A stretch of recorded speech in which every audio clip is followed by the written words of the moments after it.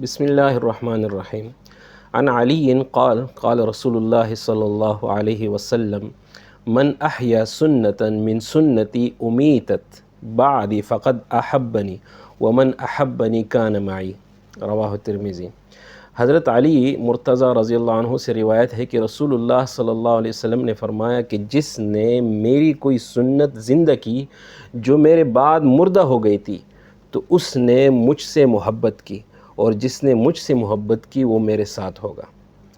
ناظرین، رسول اللہ صلی اللہ علیہ وسلم کی کسی ہدایت اور کسی سنت پر جب تک عمل ہو رہا ہے اور وہ رواج میں ہے تو وہ زندہ ہے، اور جب اس پر عمل متروک ہو جائے اور رواج نہ رہے تو گویا اس کی زندگی ختم کر دی گئی۔